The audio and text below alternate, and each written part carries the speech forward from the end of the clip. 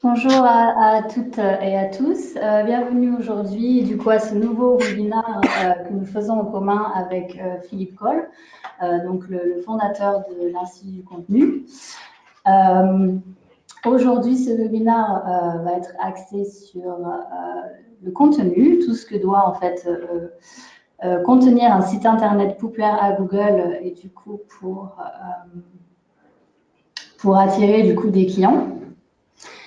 Donc avant toute chose, je vais vous parler un petit peu du coup de Ranking Coach, donc de qui nous sommes et donc de ce que nous faisons.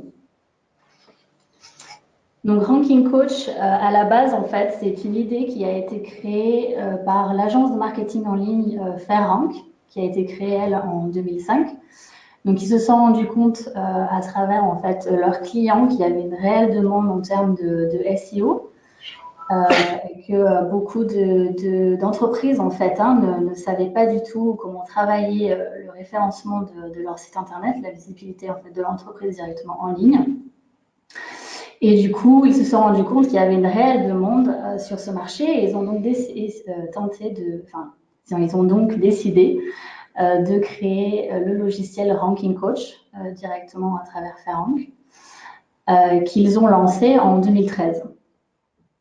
Ce logiciel, du coup, a eu beaucoup de succès. Et donc, c'est devenu une entreprise à part entière en 2014. Et par la suite, en fait, FairRank, du coup, a été vendu directement à Muller Media, du coup, qui est une entreprise allemande. Et donc, c'était un logiciel qui n'était vendu qu'en Allemagne à ce moment-là et qui est devenu, en fait, international en 2015. Donc, ça a été un produit disponible en plusieurs langues, notamment le français, l'espagnol, l'italien. On a été présent dans plusieurs pays donc il y a 4 ans de cela. Nous avons ensuite eu un nouveau produit qui a été lancé, donc Ranking Coach Ads, qui permet en fait de gérer directement les campagnes AdWords directement à travers Ranking Coach. Et la même année, Listing Coach, qui permet du coup de synchroniser l'ensemble en fait des informations commerciales sur les annuaires en ligne les plus importants. En 2017, on a eu un investissement important de la part de United Internet, qui est le groupe qui possède One&One. Et du coup, on a lancé en 2018 l'offre 360. Donc peut-être que certains d'entre vous connaissent ou utilisent déjà cette offre qui permet du coup de travailler en fait les campagnes AdWords et également les inscriptions sur les annuaires en ligne directement sur la même plateforme Ranking Coach. Donc en plus de travailler du coup les bases du SEO. Du coup, comme c'est ce que je vous disais un petit peu avant, l'outil en fait permet de travailler plusieurs points du marketing en ligne. Donc ça va être tout ce qui est la notoriété de la marque, donc la visibilité de l'entreprise en ligne, par la gestion des avis clients par exemple sur les réseaux sociaux ou les annuaires en ligne. Ça va être travailler aussi toutes les bases du SEO, tout ce qui va être contenu du site internet. Donc Philippe va bien nous parler tout à l'heure.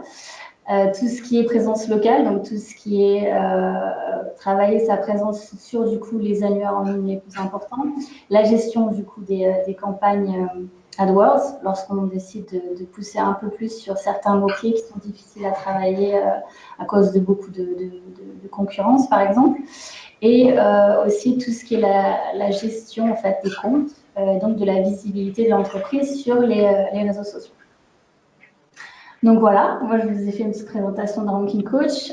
Du coup, je vais donner la main maintenant à Philippe qui va se présenter et qui va ensuite vous en dire un peu plus sur le contenu des sites internet aujourd'hui.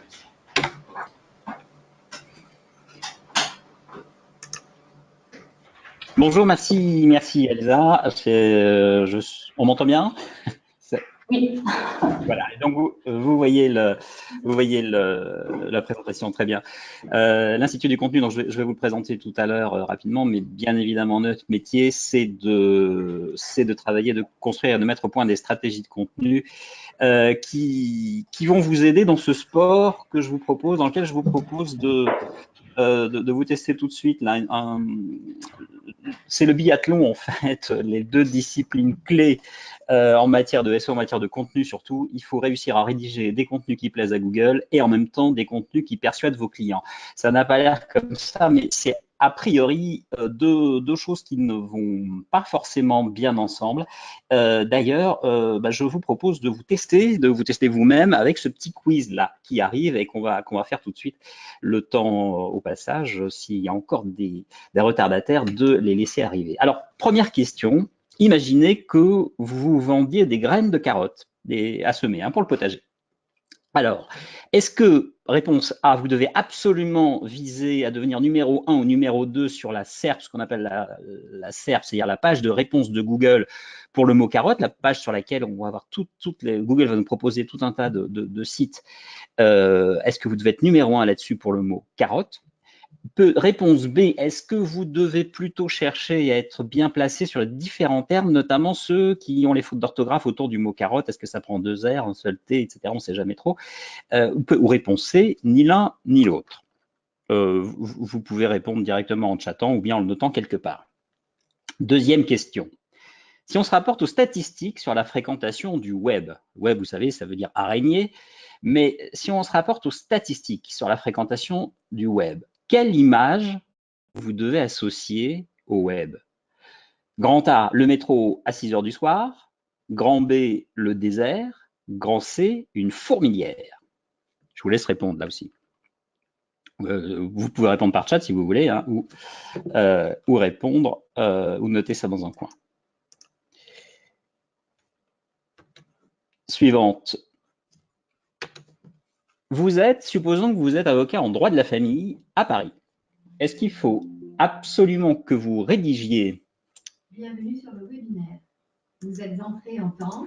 Est-ce qu'il faut que vous rédigiez un article « Qu'est-ce que le droit de la famille ?»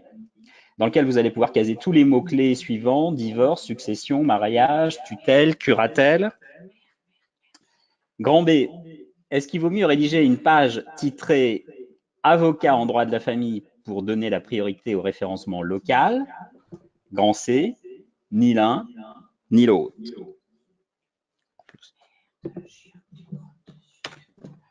Alors, les réponses maintenant.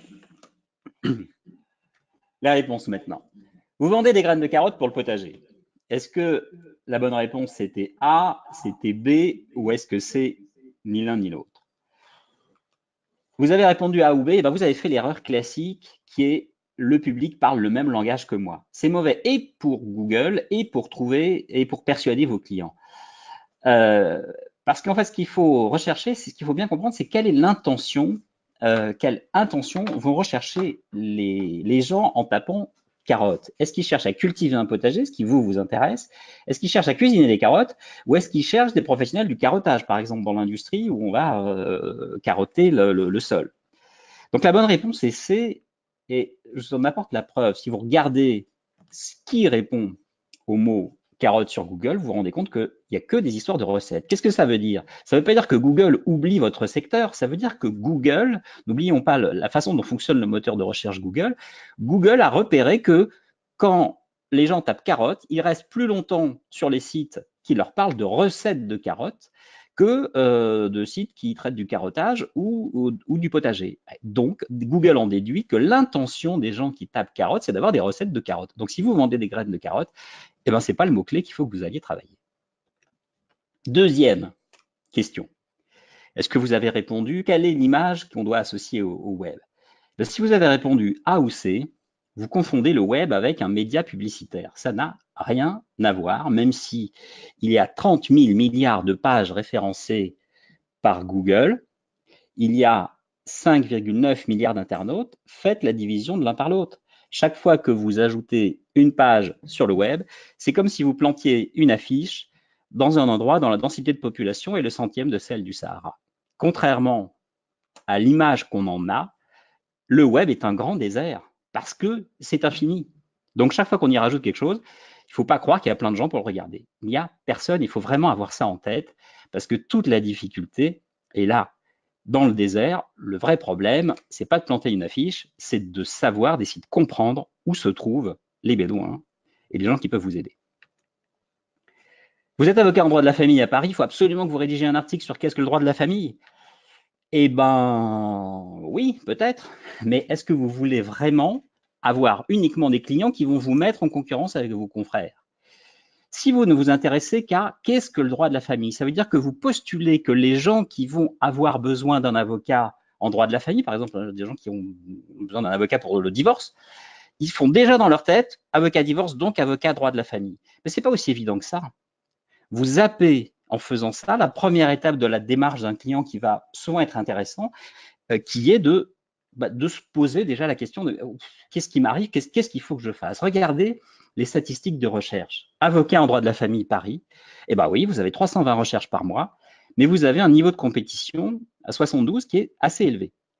Si vous regardez dans le même temps, les gens qui tapent avocat divorce Paris, donc ceux qui ont dans leur tête, qui ne sont pas dans vos catégories à vous. Je suis avocat droit de la famille et je ne suis pas avocat pénaliste ou je peux être les deux. Enfin bref, ceux qui ne sont pas dans les catégories du monde des avocats, mais qui sont dans leur tête à eux, c'est-à-dire qu'est-ce qu'il faut que je fasse pour mon divorce? Il me faut un avocat pour le divorce. Ils sont plus nombreux et la compétition est plus faible. Donc voilà, j'espère que vous avez eu 100% de bonnes réponses. Sinon, sans doute, vous ne vous attendiez pas du tout à ce que ce soit peut-être aussi contre-intuitif, le référencement, et c'est assez logique. Ce qu'on va regarder maintenant, c'est l'erreur que tout le monde connaît en matière de logique de référencement. Après, je vais vous dire un peu qui on est et comment on travaille à l'Institut du contenu, et notamment comment rendre un article captivant, sens de ce que j'appelle captivant. Et je vous présenterai ensuite rapidement la méthode inspirée, mesurée, qui va vous aider à rédiger des contenus captivants. C'est quoi l'erreur que tout le monde commet en général face au SEO, face au référencement et face à la production de contenu? C'est celle consistant à penser com au lieu de penser vente. Je vous ai dit, Internet, c'est un désert. Ce n'est pas le journal télé de Jean-Pierre Pernaut ou du TF1 de 20h où il y a plein de monde qui vous attend. Donc, raisonner communication, c'est-à-dire ce n'est plus nécessaire comme avant. Et je vais vous expliquer pourquoi tout de suite après. Si avoir une bonne image, être connu, etc., avoir dégagé donc une attitude favorable, c'est le phénomène, c'est le truc classique de la communication. Hein. J'ai une bonne image, les gens vont avoir une attitude favorable vis-à-vis de ma marque et donc après un comportement d'achat. Tout ça, c'est effectivement suffisant pour vendre, mais ce n'est plus nécessaire. La vente traditionnelle, elle se construit sur une relation de confiance. C'est quoi la première chose qu'on fait que font les vendeurs dans le désert ou dans les souks, là où on est dans le one-to-one classique? Qu'est-ce que fait quel est le premier geste d'un vendeur de tapis dans le souk d'Istanbul? C'est de vous offrir le thé. Il n'est pas en train de vous débiter ses arguments, il ne le fait pas tout de suite. D'abord, il installe une relation, il veut savoir qui vous êtes, il postule aussi que vous avez envie de savoir qui il est, etc. Et puis ensuite, il va discuter éventuellement de tapis une fois qu'il aura compris ce qui vous intéresse comme type de tapis et si cela vous intéresse. C'est ça qui doit se passer sur Internet. Rien à voir avec la mécanique classique de la com, même si je ne suis pas en train de dire qu'il ne faut pas faire de la com. Hein. C'est pas ce que je dis. La com peut être tout à fait intéressante. Je dis autant jusqu'à Google, elle était nécessaire et suffisante, on ne pouvait pas faire autrement, autant maintenant ça change. Pourquoi je dis ça? Avant, le marketing, c'était ça, c'était de la publicité interrompant votre futur client dans ses lectures et ses divertissements. Il fallait répéter ça plusieurs fois. Pourquoi est-ce qu'on faisait ça? Parce que le client achetait uniquement lorsqu'il avait le problème pour lequel vous avez la solution. Et là, qu'est-ce qu'il faisait? Il allait chercher dans sa mémoire. Il n'avait pas d'autre choix. Donc, il fallait qu'on lui dise qui dit radio là, qui dit radio là, pour que le jour où il avait envie de s'acheter une radio, il dise ah bah oui, bah donc radio là. Qu'est-ce qui se passe aujourd'hui depuis Google, depuis ce basculement vers le web sémantique? Quand le client a le problème pour lequel vous avez la solution, il va sur Google, il n'a plus forcément besoin d'aller dans sa mémoire. Alors, bien sûr, si vous êtes installé dans sa mémoire, ça va aller plus vite, parce qu'il aura confiance, etc. Mais si vous n'y êtes pas, bah, c'est pas grave. Si vous n'y êtes pas, ce qu'il faut, c'est que vous soyez sur Google. Et qu'au moment où il vous trouve sur Google, vous répondiez précisément à la question qu'il est en train de se poser à ce moment-là. Tout le problème est là, tout le job de votre contenu, c'est donc précisément de répondre à ce que recherche l'utilisateur de Google. C'est la notion d'intention dont on parlait tout à l'heure. S'il est en train de chercher des recettes de carottes, c'est pas la peine de lui parler potager. Donc, ce qui est important de comprendre, c'est que cette intention, ce que recherche l'utilisateur de Google, c'est pas toujours d'acheter. Et c'est même assez rarement d'acheter quand vous allez sur Google vous-même. Est-ce que vous êtes en train d'acheter? Non, vous êtes en train de chercher quelque chose, de chercher des informations, des réponses. Donc, répondre à cette intention va être très utile et pour votre référencement. Souvenez-vous que Google mesure le temps de lecture que les gens passent sur votre page, sur votre site, en fonction de la requête qu'ils ont établie. Donc, Google mesure ainsi la pertinence de la réponse qu'il envoie à ses utilisateurs. Et le job de Google, c'est pas de vous faire de la pub. Et ça, il faut vraiment le comprendre, c'est extrêmement important. Le job numéro 1 de Google, ce n'est pas de vous faire plaisir à vous, même si vous êtes annonceur, même si vous dépensez de l'argent dans Google, c'est pas son souci. Le job de Google, c'est un moteur de réponse. Donc, le job de Google, c'est de bien répondre aux questions que posent ses utilisateurs. C'est sa seule obsession. Tout l'algorithme est construit là-dessus. Et quand je dis Google, évidemment, c'est parce qu'en France, c'est le gros du marché, hein, 90%, je crois un peu plus de 90% de part de marché, mais c'est vrai pour Bing, c'est vrai pour les autres moteurs de recherche. Au fond, vous êtes exactement dans la situation, quand vous produisez un contenu, vous êtes exactement dans la situation de l'éditeur d'un magazine qui doit vendre son magazine. Hein, ça vous est déjà arrivé, vous passez dans une gare, vous passez devant le relais H, vous dites tiens, et vous passez devant devant des rayons, il y a plein de journaux, et puis vous allez acheter celui dont la une vous interpelle, celle qui correspond à la question que vous êtes en train de vous poser à ce moment-là. C'est comme ça que fonctionne la vente de magazines dans des kiosques. Eh bien, vous êtes exactement dans la même situation quand vous produisez un contenu, même s'il est gratuit. Ne pensez pas que les gens ne vont pas chercher à l'acheter entre guillemets. Ils ne le liront, ils ne s'y intéresseront que si vous avez été suffisamment fort dans votre démarche pour qu'ils aient envie de faire quelque chose. Et c'est tout l'enjeu.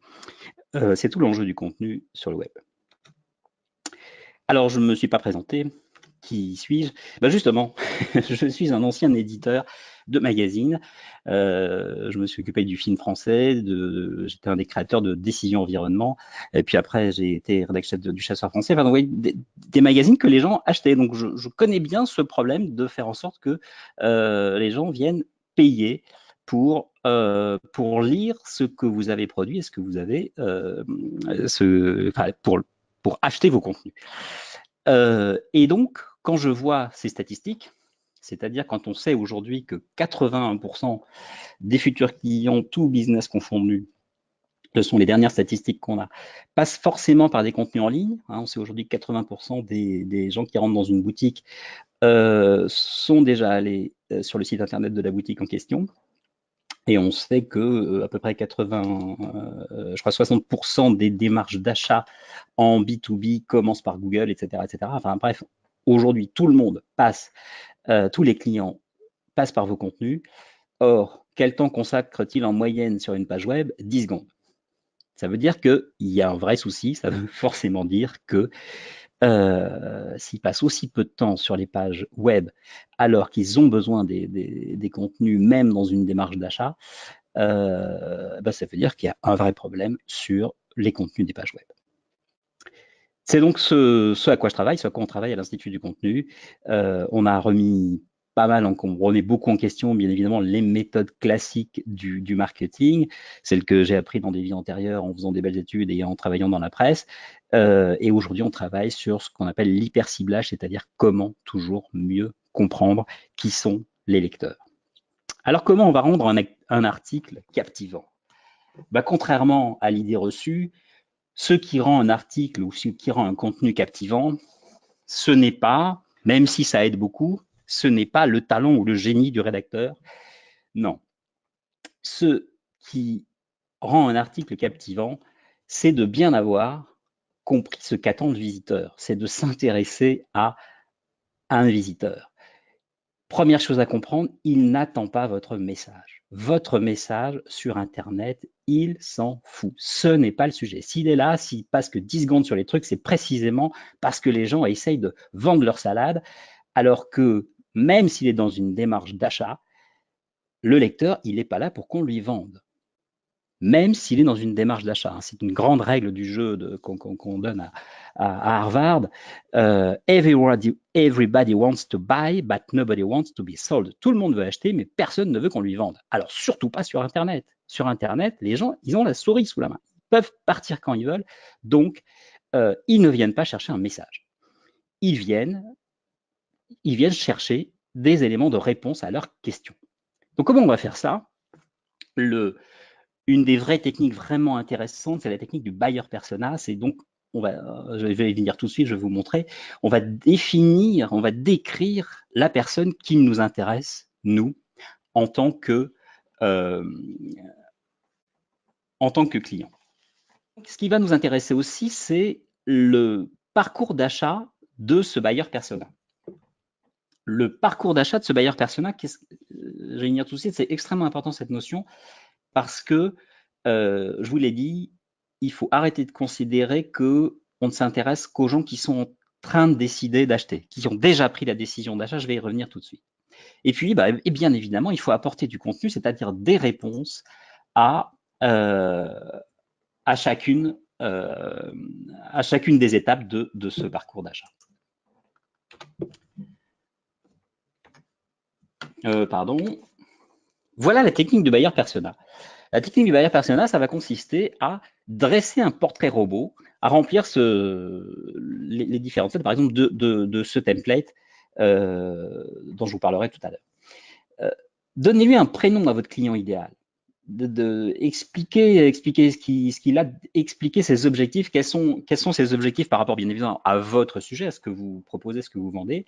Faites une bio, etc. Décrivez-le vraiment à la façon d'un vrai personnage, d'un personnage de bande dessinée. Et faites attention à ne pas trop faire de la synthèse. On n'est pas dans une logique de on s'intéresse à tous les gens qui. Non, on s'intéresse à un problème particulier. C'est quoi son objectif à lui, là, précisément. Et la deuxième chose qui va être très importante dans le buyer persona, c'est son parcours d'achat.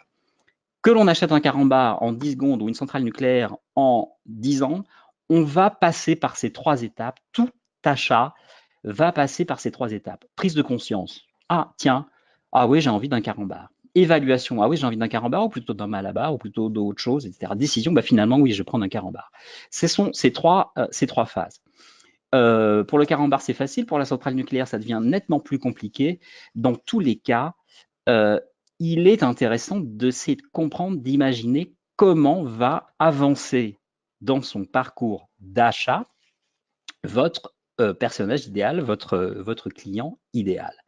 Et donc, comment il va exprimer à chaque fois ce qui va pas, et comme ce qu'on appelle son problème, c'est-à-dire comment on va comprendre, comment on va l'aider dans l'avancement de son parcours d'achat. Alors ça, c'est important parce que la façon dont il va l'exprimer, c'est à partir de là qu'on va aller construire notre stratégie de mots-clés. Alors, je vous donne un exemple concrètement. Je reprends sur vous êtes avocat en droit de la famille, ce qu'on évoquait tout à l'heure. Alors, est-ce que vous devez faire comme vos confrères? Regarde, c'est intéressant quand on va sur les sites des avocats en droit de la famille à Paris. Eh ben, voilà ce qu'ils vous proposent. Donc, encore une fois, ils font un raccourci un peu rapide. Ils considèrent que déjà, si vous êtes sur le site d'un avocat en droit de la famille, donc si vous avez tapé avocat droit de la famille, déjà vous êtes en train de vous poser des questions de divorce sans juge, de résidence des enfants, etc. Ça a juste un petit souci, je vois juste un petit souci avec ça, c'est que si on reprend le parcours d'achat, on ne s'intéresse qu'aux gens qui ont déjà pris leur décision là. Divorce sans juge, résidence des enfants, etc., etc. Donc, on ne s'intéresse pas à toute la clientèle qui n'a pas encore décidé, qui n'a pas encore compris tout simplement qu'elle a besoin d'un avocat. C'est un peu dommage. Parce que du coup, vous vous bagarrez que face à vos concurrents avec vos contenus et vous allez faire du cours de droit, ce que font 99% des avocats. Ils font des cours de droit en ligne, c'est passionnant, mais si je n'ai pas encore pris conscience que j'ai besoin d'un avocat. Je vous donne l'exemple. Dressez vos portraits robots.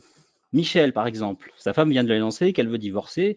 Alors, comment il va faire idéalement, il aimerait bien que sa femme revienne, mais elle est très énervée. Enfin bref, il est dans la panique et puis commence à se poser les questions, est-ce que je vais perdre, est-ce que je vais obtenir la garde alternée de mes enfants, est-ce que je vais plus les voir, etc.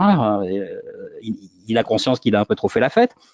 Mais sa femme en a eu assez. Enfin voilà, il a peur que ses erreurs passées se retournent contre lui. Voilà un portrait robot type.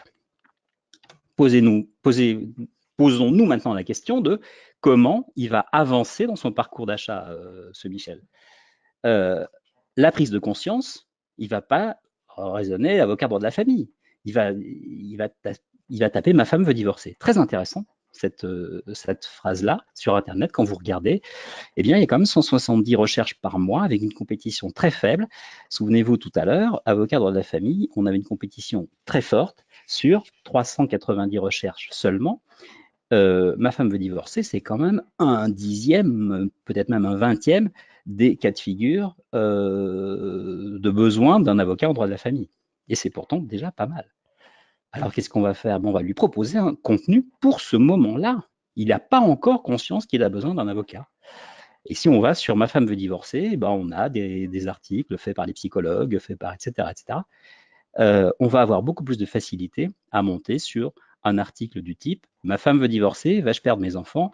Faites le quiz et mesurez votre risque. L'intérêt en plus d'un quiz, c'est que souvent on va récupérer un email, on va récupérer de quoi continuer à rester en contact avec cette personne.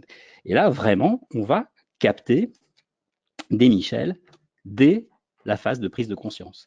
Et on va, avec ces différents contenus qu'on va pouvoir lui proposer, lui montrer que sa situation, même s'il a fait la fête, elle est peut-être pas facile, qu'il a besoin d'un avocat dès maintenant, et qu'on va l'accompagner, et que même si sa femme, ils finissent par s'arranger et que tout va mieux entre eux, c'est pas grave, il aura été accompagné correctement. Deuxième exemple, vous êtes pâtissier à Romorantin. Alors voilà, le type de contenu qu'on va vous proposer. Vous allez faire un super site en montrant des photos de gâteaux, de chocolat, c'est super. Ouais, voilà. Mais est-ce qu'on ne peut pas faire un peu mieux? Pareil, on va l'appeler Michel, on prend la même photo, mais c'est pas grave. Raisonnons sur le client idéal d'un pâtissier à Romorantin.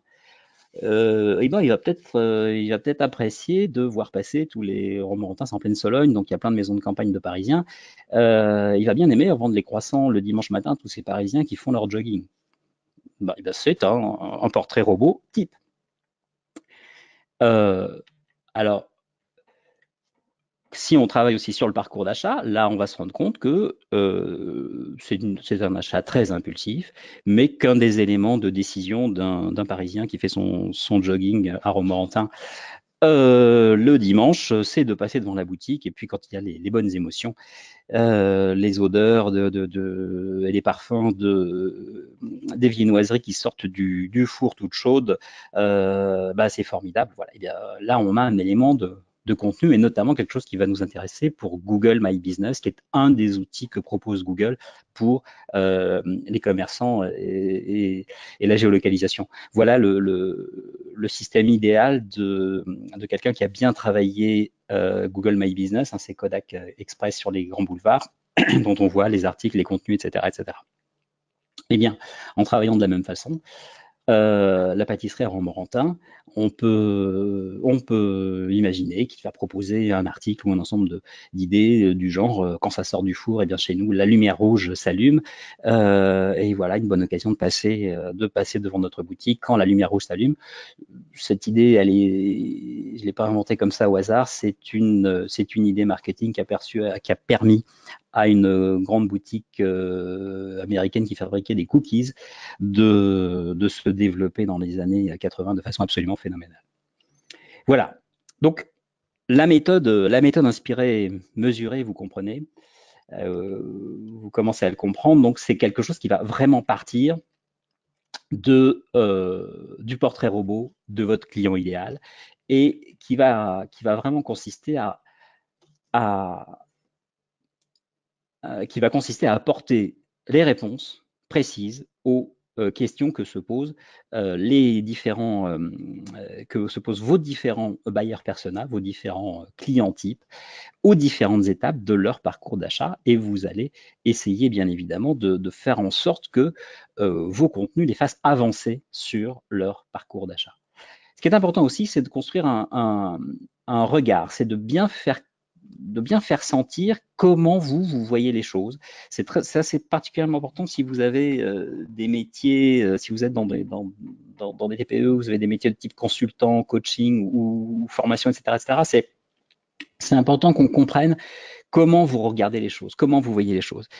Et ça, c'est vraiment. Je reprends toujours, je cite toujours ce que disait Philippe Michel, qui est un grand publicitaire. Ça a été celui qui, dans les années 70, a fait les pubs Eram, etc., etc. C'est vraiment un grand nom. Et lui, il disait, il ne faut pas chercher ce qu'il faut dire aux gens, il faut chercher ce qu'il faut que les gens se disent. Sur Internet, on est vraiment tout le temps là-dedans. Si vous voulez faire percevoir la valeur, là pour le coup, de votre métier, pas seulement la valeur de votre contenu, mais la valeur de votre métier, de votre activité, faites sentir à travers vos contenus comment vous regardez les choses. C'est là qu'on percevra, à travers la valeur de vos contenus, à travers la valeur de votre regard, c'est là qu'on percevra la valeur de votre service et de vos produits. Et puis, bien sûr, mesurer. Et les outils de Ranking Coach, pour ça, sont vraiment intéressants. Vous allez vous concentrer sur les mots-clés stratégiques, ceux qui sont vraiment importants pour vous. Je vous ai dit tout à l'heure, vous avez vu tout à l'heure comment on va ne pas travailler sur carotte, comment on va plutôt travailler sur avocat, divorce, et non pas sur avocat, droit de la famille. Enfin, ce genre de questions, de sujets précis, c'est important de voir à chaque fois, d'essayer de mesurer à chaque fois, une fois que vous avez imaginé la façon dont vos clients, dont votre client idéal va taper et va saisir telle ou telle expression, c'est important de vérifier qu'il existe, ce client idéal, et de vérifier que les expressions sont effectivement saisies ou pas. Pour ça, Ranking Coach est parfait. Vous allez rentrer vos mots-clés et puis vous allez voir comment vous progressez au fur et à mesure en fonction de la façon dont vous travaillez vos contenus sur ces mots-clés, etc. Et puis, ce qui est important également, c'est de mesurer les durées de visite et ensuite, par différentes méthodes, mais là, c'est pas l'objet, les conversions par type de bailleur persona. Voilà, tout ça, cet élément de mesure, fait partie de ce dont on vous parlera tout à l'heure avec Elsa, qui est le principe du plan d'action écrire pour vendre plus qu'on a mis au point à l'Institut du contenu, mais et fait partie également qui intègre Ranking Coach dont Elsa va vous parler tout de suite après que nous aurons pu répondre à vos questions. Si vous en avez. Et... Alors oui, du coup, j'ai récupéré quelques questions. Ouais. Donc, vraiment basé contenu et mots-clés. La première, par exemple, est-il préférable d'avoir plusieurs pages pour un site internet en termes de contenu ou une seule page peut-elle suffire? Une seule page est pas vraiment génial. Encore une fois, Google référence des pages, pour même si Google identifie votre site, ce qui est important pour Google va pousser des pages.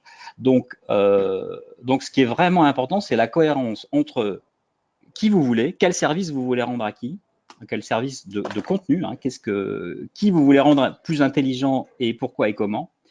Pourquoi, c'est-à-dire à quelle étape de son cycle d'achat il est, est-ce que c'est quelqu'un qui vous intéresse ou pas,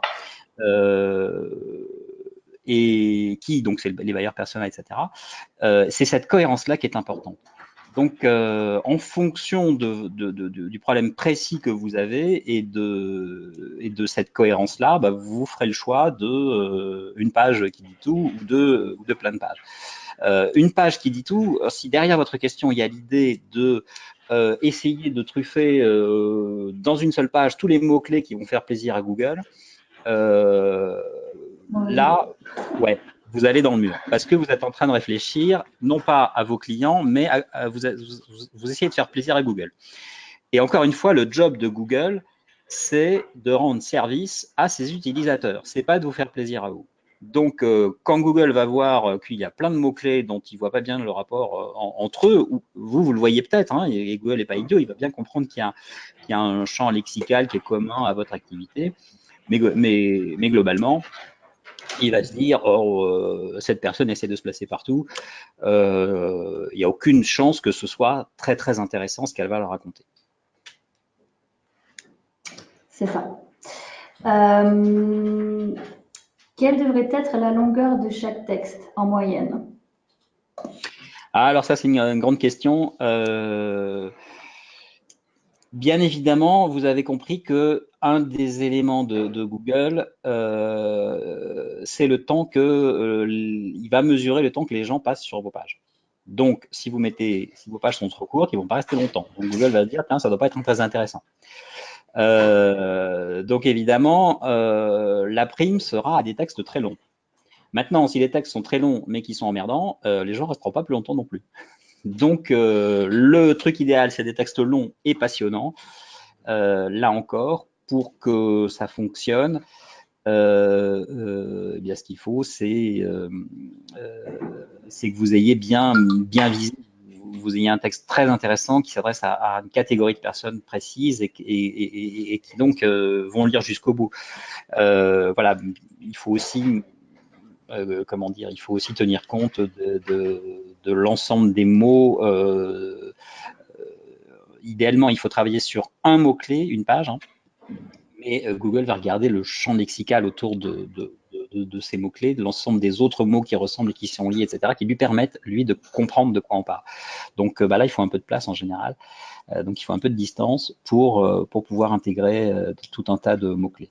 Mais pour faire court, disons que un papier de 1000 mots, ça commence à être pas mal. Un papier de 300 mots, ça va être un peu plus dur. Un papier de 100 mots, c'est pas la peine. Ok. Est-il important de mettre des balises titres pour le référencement? Des beaux titres, hein. Des balises H, des balises. H1, H2, oui, les balises titres. Ah oui, bien sûr, les balises, pardon, j'avais pas entendu balises. Évidemment, les balises, c'est très important, c'est essentiel. Là, il faut bien comprendre comment fonctionne le web, hein. Le web, ce sont des mots comme bonjour monsieur, autour desquels on va mettre des balises, des trucs avec qui sont entre crochets comme ça, qui sont en fait le langage des ordinateurs qui se parlent entre eux. Donc quand on dit et Google, ce sont des ordinateurs à l'arrivée, hein, quand on dit à l'ordinateur distant, ben là, cette balise-là, ça veut dire que ça va être un titre, ça veut dire qu'il faut le mettre en gros. C'est une info intéressante pour Google, ça, parce que ça veut dire, ah ben, si on l'a mis en titre, ah ben, c'est bien que la personne qui est l'auteur de ce texte veut que ce soit mis en avant. Dans la presse, vous avez compris que ça a été un de mes métiers pendant des années. Tout le travail sur la titraille est fondamental. Donc, le grand titre, le chapeau, les intertitres, etc., etc. Tout ça, on sait que ça fait lire. Et c'est quoi le problème d'un journaliste, d'un éditeur? C'est qu'il sait très bien, dans la presse, nous, on dit que notre problème, c'est qu'on vend deux fois, on fait payer deux fois nos trucs. Une fois, il faut que le lecteur il achète ou il s'abonne, donc il paye une fois avec ses sous, et puis après on lui demande l'effort de lire. Là c'est pareil sur Internet, on demande aux gens de l'effort de lecture, donc il faut tout faire pour faciliter ça. Donc les inters sont très intéressants et c'est pour ça aussi que Google va regarder les mots-clés dans toute la titraille, donc les fameuses balises H1 qui sont le titre et les balises H2 qui sont tout aussi importantes, qui sont l'équivalent des intertitres, plus les balises derrière les images, plus tout ça, enfin toutes ces balises-là, ce sont autant de méta-informations, comme on dit, c'est-à-dire de petites infos qu'on donne à Google pour qu'ils comprennent comment et pourquoi votre article va être intéressant, et encore une fois, pour qui. La logique est-elle la même dans le cas d'un achat de besoin et donc pas compulsif? D'un achat de besoin. J'imagine que dans l'idée où on a besoin de quelque chose et c'est pas du coup, tiens, je vois quelque chose, je vais m'acheter. Plus dans l'idée d'un achat réfléchi. Bien sûr que non seulement la logique est la même, mais surtout, elle va être d'autant plus importante. C'est-à-dire que le parcours d'achat dont je parlais tout à l'heure, plus l'achat sera réfléchi, plus le parcours d'achat sera à la fois long et peut-être parfois un peu plus complexe. C'est-à-dire qu'au lieu d'avoir 3 étapes, on en aura 3,5, voire 4, etc. Enfin, elles seront plus importantes. Ce truc-là est notamment important quand on est en B2B. Quand on est en B2B, la phase qu'on appelle d'évaluation, c'est-à-dire j'ai compris ce dont j'ai besoin et donc je vais mesurer à droite, enfin je vais évaluer à droite à gauche, voir s'il y a d'autres solutions. Elle est extrêmement importante parce qu'on va avoir des gens qui sont un petit peu plus rationnels.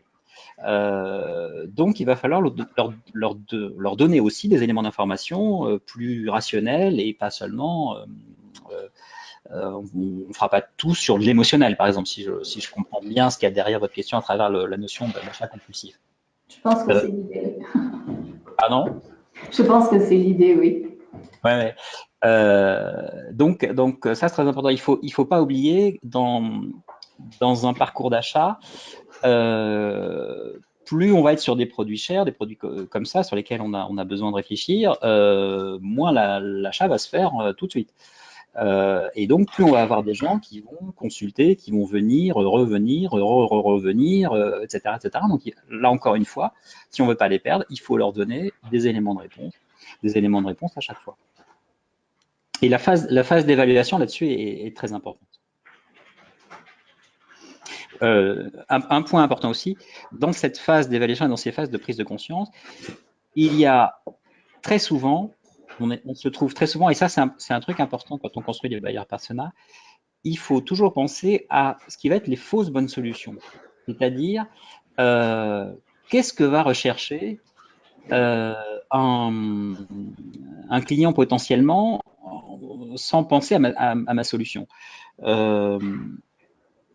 Je cherche un exemple. Restons dans l'avocat en droit de la famille, par exemple, sur quelqu'un qui veut s'occuper de sa succession. Il va forcément penser notaire, il ne va pas forcément penser avocat droit de la famille. Donc, ça peut être intéressant d'aller créer des contenus sur le mot-clé notaire si vous êtes notaire et succession, etc., si vous êtes avocat en droit de la famille. Si vous ne réfléchissez pas à ça, vous allez là encore passer à côté de tout un tas de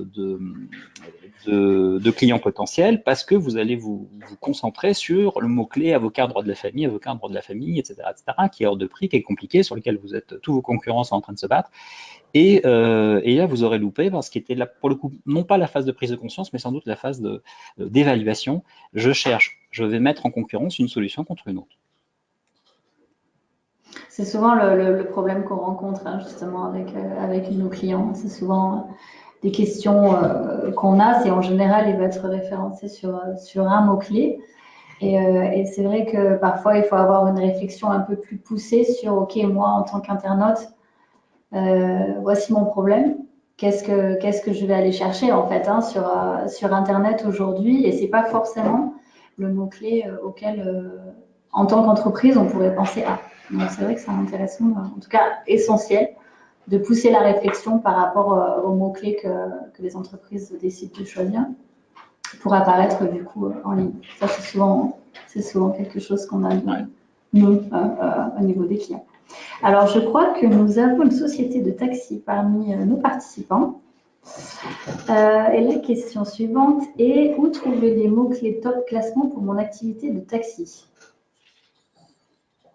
Ranking coach. Oui, la question de où trouver, encore une fois, c'est l'exercice ça partira toujours de l'exercice du buyer persona et surtout de la façon dont on le fait.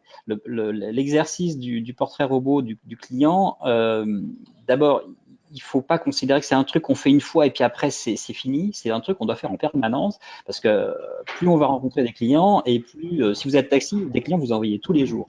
Donc, ce qui va être intéressant, c'est de partir de cette expérience et de vous dire, bah, au fond, qu'est-ce qui a fait que ce client était content, qu'est-ce qui a fait que ce client m'a trouvé, vous voyez, et vous allez comme ça construire plein de portraits robots. Ne cherchez surtout pas à faire le portrait robot du client qui fait la synthèse de tous. Si vous faites la synthèse, vous allez tomber dans du truc très mou. Vous allez tomber dans pâtissier à Romorantin, on fait des gâteaux. Bah ouais, merci. Je vais pas chercher qui fait des gâteaux à Romorantin si j'ai besoin d'un pâtissier. Donc, en revanche, il va falloir se poser les questions. Je suppose que si vous êtes taxi, il y a des clientèles qui vous intéressent, qui sont celles des clients récurrents qu'il faut amener dans les établissements de santé, etc., etc. Des contenus sur comment transporter ou je suis en train de penser.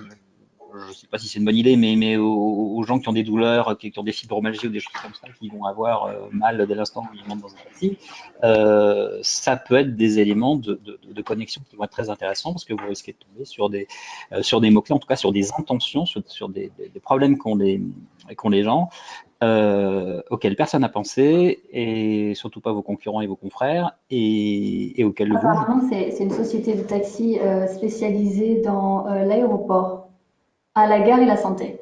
D'accord. Ah oui, il est spécialisé dans plusieurs domaines.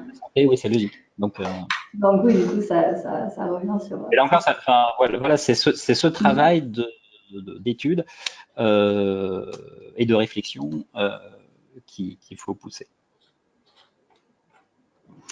Alors, qu'est-ce que j'ai? On a beaucoup de questions aujourd'hui.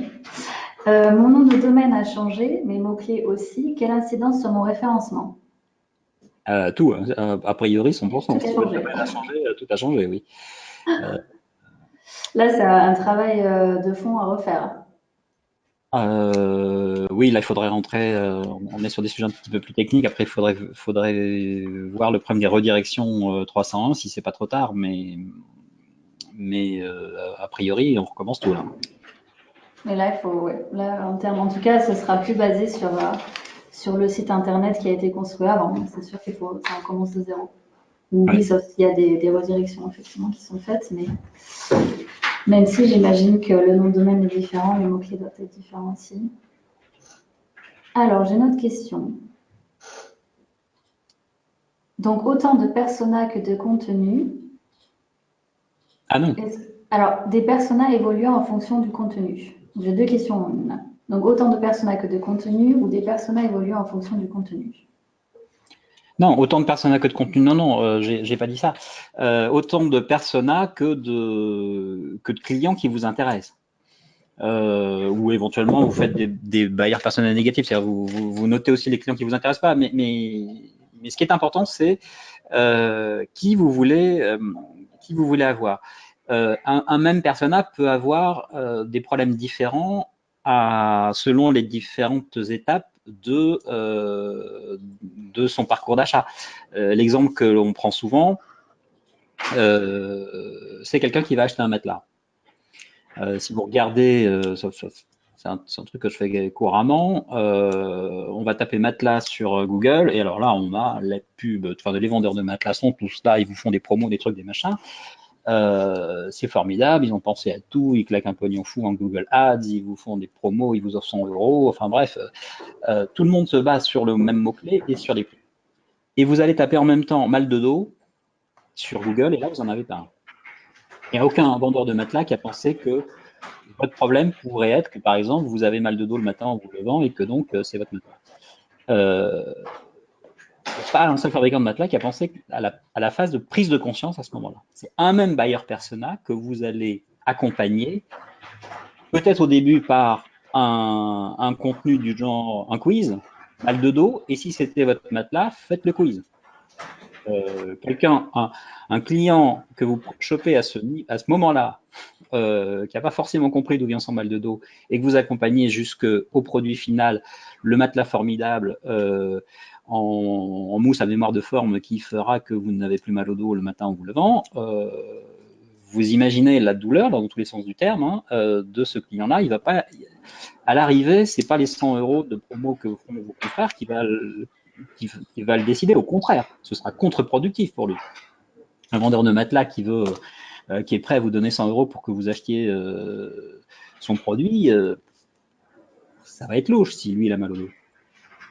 Je ne sais pas si vous comprenez bien, si vous suivez bien le truc, c'est-à-dire que ce bailleur persona-là, c'est important, enfin, c'en est un.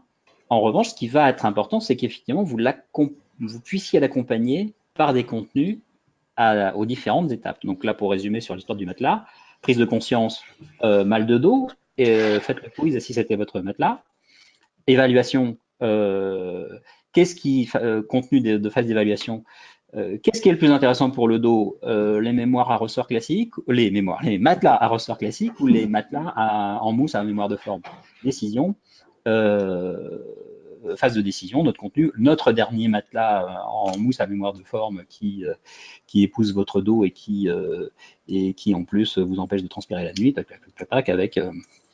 et vous avez les 3 contenus différents. Alors là, j'ai une question qui est plus basée sur le visuel et notamment les photos. Quelle est l'importance des photos dans un site internet? Fondamentale. Elle est extrêmement importante. Elle est très importante. Alors à la fois pour le confort de lecture, c'est-à-dire que plus vous avez d'images et plus vous avez d'accompagnement, plus vous aidez à la lisibilité, plus vous donnez envie à votre lecteur plus vous lui donnez des infos, plus vous l'aidez à lire jusqu'à la fin. Et en plus, derrière, c'est un balisage, on met des balises dans les images, donc on explique à Google que là, on est en train de montrer une belle image et quelque chose qui explique et qui vient aider le lecteur à lire. Alors, on revient sur le contenu lui-même. Doit-on écrire des contenus qui répondent aux doutes des clients potentiels? Par exemple, pour une voiture électrique, doit-on parler du problème d'autonomie? Si le client le demande. Là, encore une fois, derrière cette question, attention, vous êtes en train de vendre. Si vous posez une question comme ça, vous êtes en train de vous demander comment vendre. Posez-vous la question plutôt de qu'est-ce qui va faire acheter. Tout dépendra du parcours d'achat de votre buyer persona. Est-ce que vous êtes sur un buyer persona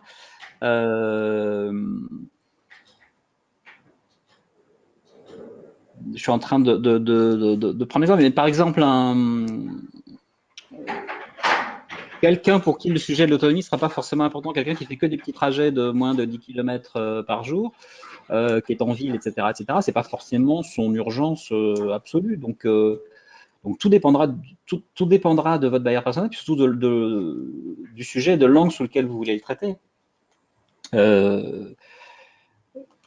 Si c'est véhicule électrique, vous pouvez très bien faire, oui. Enfin, pourquoi ne pas traiter ce sujet-là sur les 15 idées fausses qu'on peut avoir sur la voiture électrique, oui, ce genre de choses. Il ne faut pas avoir peur en contenu de prendre les sujets de façon sous l'angle négatif. Hein, c'est la grande différence avec la com aussi. Hein, en communication, on ne parle jamais des problèmes parce qu'on a peur que ce soit ça qui soit mémorisé. Mais quand vous allez avoir une personne qui est en phase d'évaluation, qui cherche à vérifier tout, elle va aller chercher les problèmes, elle va aller chercher ça d'abord. Donc, il ne faut pas avoir peur d'y répondre. Alors, nous avons un participant qui est allé regarder donc pâtisserie Romorantin. Ouais. Qui nous dit qu'on tombe directement donc, sur la carte Google My Business et qui demande comment est-ce que Google sélectionne et classe ces entreprises sur la carte Google My Business. Ah bah déjà, ce sont celles qui se sont inscrites. Sur Google My Business, faut créer son compte, etc. Et euh, après, alors je suis pas dans le secret de Google sur le sujet, mais je pense que c'est la même logique que sur absolument tout. C'est en fonction du nombre de réponses et du nombre de participations. C'est que sur Google My Business, il y a les avis, surtout sur ce qui est commerce, etc. Très Euh, important. et donc après, bah, la hiérarchisation doit se faire en fonction de ça. Alors, un autre participant nous dit: j'ai 2 sites, un sur un domaine et l'autre un sous-domaine. Cela a-t-il une incidence sur le référencement? C'est un commerce d'accessoires de téléphone et services de réparation. Un sous-domaine, hein, Sur un domaine et un sous-domaine.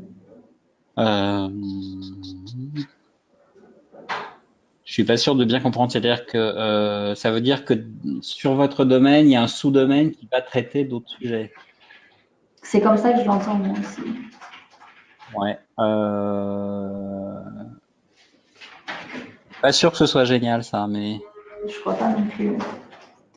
En général, il vaut mieux faire des domaines différents et se concentrer en fait sur des services. Je ne sais pas si c'est par exemple, est-ce que c'est le domaine qui est lié au commerce d'accessoires de téléphone et du coup le sous-domaine de réparation par exemple ou pas? Parce que c'est vrai que c'est ce que vous disiez tout à l'heure, hein, en général, quand on a un site internet, si on a plusieurs services, il vaut mieux les mettre directement sur le même site internet et de créer du coup des sous-pages, hein, ça revient à du coup toute l'idée derrière, doit-on créer plusieurs sous-pages ou non. Mais je ne suis pas certaine que créer un sous-domaine sur un premier domaine pour travailler le même type de produit et de service soit une très bonne idée. Non. il faut regarder comment c'est fait, comment c'est architecturé ensuite. Parce que là, enfin, c'est l'histoire de la fameuse histoire du cocon sémantique. Ça va vraiment dépendre. Mais, là, on n'a pas assez d'infos. Mais du coup, sachez aussi que vous pouvez contacter aussi directement le service support de Ranking Coach qui peut répondre aussi à ce genre de questions. Donc, et du coup, étudier vraiment votre cas et voir comment en ayant connaissance du coup de vraiment l'activité en soi, on peut répondre précisément à cette question. Comment définir son buyer persona? Alors, l'exercice, je vous ai dit, est pas si simple. Hein. D'une part, attention à la façon dont vous posez la question. Ce n'est pas son buyer persona. Si vous faites un buyer persona, ne faites pas l'exercice, c'est pas la peine. Vous allez chercher à faire une synthèse et vous allez juste dégager le plus grand dénominateur commun de tous vos clients. Or, s'il y a un truc que les gens font sur Internet, c'est d'aller chercher le truc sur lequel ils sont différents des autres.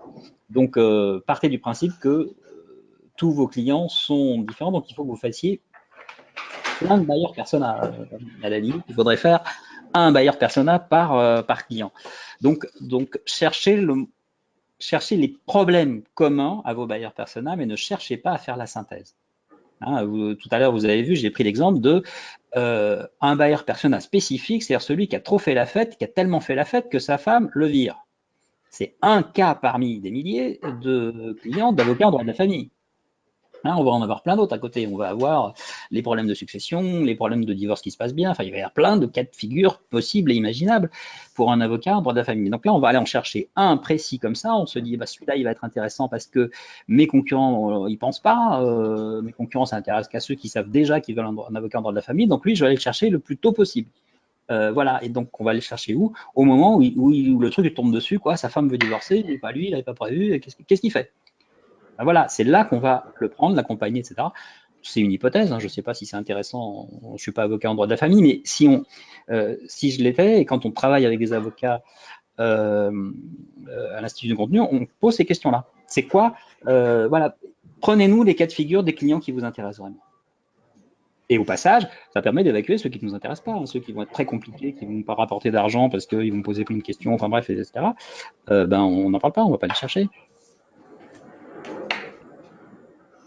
Alors, du coup, la dernière question, en sachant que si jamais ils ont d'autres questions, on pourra nous directement y répondre, hein. Oui, bien sûr. On pourra voir ça ensemble, hein, Philippe. Pas de problème.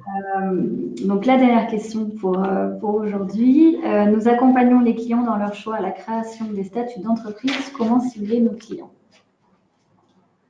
Donc là, on est plus spécialisé. Je vais un peu répondre. C'est la même réponse que tout à l'heure. Imaginez tous les clients possibles qui peuvent vous intéresser. Sur la construction de statuts, là, c'est intéressant parce que vous allez avoir sur tout un tas de clients qui sont dans la création d'entreprises très en amont. Et puis vous allez avoir ceux qui sont trop en aval aussi, etc. Puis ceux qui sont en train de se poser des questions, est-ce que j'ai pas fait, est-ce que je suis pas allé trop loin, enfin bref. Là, il faut vraiment travailler sur les différentes phases du parcours d'achat parce que vous avez une clientèle potentielle très importante, très en amont, c'est-à-dire sur la phase de prise de conscience. Vous allez peut-être perdre beaucoup de lecteurs avec des rêveurs, hein, c'est-à-dire des gens qui ont envie de construire, de construire l'entreprise puis qui vont jamais le faire. C'est pas très grave si vous faites en sorte qu'ils ne vous appellent pas toutes les 30 secondes, ceux-là, mais si vous les avez en termes de trafic, mais pas derrière en conversion. En revanche, faut effectivement imaginer tous les cas de figure. Et c'est un bon sujet parce que, à mon avis, il y a beaucoup de pièges dans cet univers. C'est-à-dire, vous allez avoir le même genre de piège que les avocats, qui est de faire du cours de droit à longueur de page. On voit beaucoup ça. Et en fait, le risque avec ça, c'est de passer à côté des gens qui sont justement pas dans le rationnel. Et or, votre clientèle est vachement là. Elle est dans des gens auprès de gens qui sont en pleine, comment dire, qui ont beaucoup d'éléments irrationnels dans leur parcours d'achat et c'est ça qui va être intéressant pour les capter, les fidéliser et les accompagner le jour venu. Alors, j'avais reçu une petite question avant. Ouais. Donc là, c'est la dernière, par contre. C'est donc une démarche à actualiser en permanence, quitte à changer de message en fonction des résultats. Est-ce que ce n'est pas un problème de cohérence du discours sur le web? On a souvent cette question aussi. Un problème de... Non. Non, alors d'abord, il ne faut pas oublier que les intentions changent, les gens évoluent, il y a de l'actualité, il y a plein de choses, etc. Donc, ce que je disais tout à l'heure sur le mot carotte est vrai aujourd'hui, peut-être que dans 2 ans, ce sera plus vrai et qu'on aura plein de passionnés de potager qui taperont le mot carotte. Donc, il faut s'adapter à ça, enfin, il faut vérifier, suivre en permanence, etc. Donc, le problème de cohérence n'est jamais dans ce que vous dites. C'est-à-dire il faut bien comprendre que comment dire, ce qui va être fort dans ce que vous appelez le message, hein, donc attention, le message, c'est pas ce que vous voulez dire. Le message, là au sens de la communication, au sens théorie de la communication, le message, c'est ce qui va être entendu. Et dans ce qui va être entendu, c'est un tout petit peu ce que vous dites, mais c'est beaucoup qui vous êtes pour le dire. Alors ça, c'est le truc le plus important. Et donc, le qui vous êtes pour le dire, si on ne vous connaît pas, si vous marquez, etc., ce qui va être important, c'est on va comprendre qui vous êtes pour le dire, la force de qui vous êtes pour le dire à travers comment vous le dites, c'est-à-dire sous quel angle vous racontez l'histoire. Et la cohérence, s'il doit y en avoir une seule, c'est celle-là, c'est d'où vous parlez, c'est comment vous construisez le discours. Qu'est-ce qui fait que vous parlez comme ça? Et ça, même si vos bailleurs persona changent, même si, etc., construisez ça, vous aurez toujours la même façon de parler et ça se sentira, ça se percevra. Et même si les informations évoluent, même si vous passez du mot-clé carotte mot-clé potager, enfin je sais pas, mais tout ça, on le comprendra à travers la façon que vous aurez de prendre les sujets. C'est ça le point que j'évoquais à la fin, hein, sur inspirer, mesurer. Dans la notion d'inspiration, c'est un peu ça. On doit sentir, on doit comprendre d'où vous parlez. C'est ça qui va nous rendre, qui va nous inspirer, nous, en tant que lecteurs. C'est ça qui fait qu'on va se dire, ah bah ouais, ah bah c'est passionnant, c'est vraiment ça, je m'y reconnais.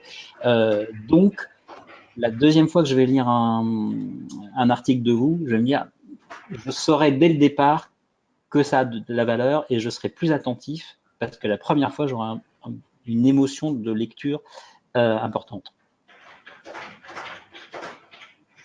Donc là, ce sont les questions qu'on a eues du coup aujourd'hui. S'il y en a d'autres qui arrivent entre-temps, donc on y répondra avec plaisir. Du coup, Philippe, vous souhaitiez peut-être parler un peu plus du coup de l'offre du contenu. Oui, ce que je voulais vous dire en final, c'est que tout ça, vous allez pouvoir le retrouver dans un plan d'action. Ce que j'appelle un plan d'action, c'est-à-dire quelque chose qu'on a mis au point à l'Institut du contenu qui s'appelle Écrire pour vendre plus. C'est à la fois une formation complète à la méthode, ce que je vous ai expliqué là, plus la possibilité de faire appel à nous à tout moment. Hein, c'est avec une mécanique de crédit qui se renouvelle. Vous aurez donc un accompagnement personnalisé où on va vous aider à trouver ces angles, à choisir vos mots-clés et à optimiser les contenus. Il y a des templates avec des nouveaux tous les mois. Et puis, on intègre le suivi par Ranking Coach, dont Elsa vous a parlé tout à l'heure. Donc voilà, ça permet à la fois d'inspirer ses lecteurs, comme je disais, et puis de mesurer en permanence et de faire évoluer. La façon dont on travaille. Donc, bien évidemment, dans ce plan d'action complet, dans cette formation à la méthode, il y a un zoom précis sur les bailleurs personnels. Les quelques slides que vous avez vus seront détaillés. Il y a tous les outils. Et puis, cet élément d'accompagnement personnalisé, on vous en dira plus par mail dans la foulée de ce webinaire. Et puis, Elsa, il y a aussi la possibilité, si j'ai été trop bon pendant ce webinaire, de faire ça tout seul et d'appuyer sur Ranking Coach quand même pour mesurer. Oui, effectivement. Vous avez aussi du coup la possibilité d'essayer donc notre outil. Si vous avez bien entendu des questions, vous n'hésitez surtout pas à venir nous contacter. Et sachez que aujourd'hui, jusqu'à lundi, on a une offre pour justement pour que vous puissiez venir travailler vous-même du coup le SEO de votre entreprise et voir en tout cas en termes de mots-clés ce qui peut être intéressant du coup pour vous. Donc on a 30% jusqu'à lundi. Donc n'hésitez pas et je vous enverrai aussi un mail pour que vous puissiez donc récupérer la présentation d'aujourd'hui et du coup le lien sur lequel vous pourrez vous connecter du coup pour pouvoir créer un compte Ranking Coach et du coup venir travailler votre marketing en ligne. Donc n'hésitez pas à nous contacter. Merci beaucoup pour votre attention aujourd'hui et puis en espérant à très bientôt.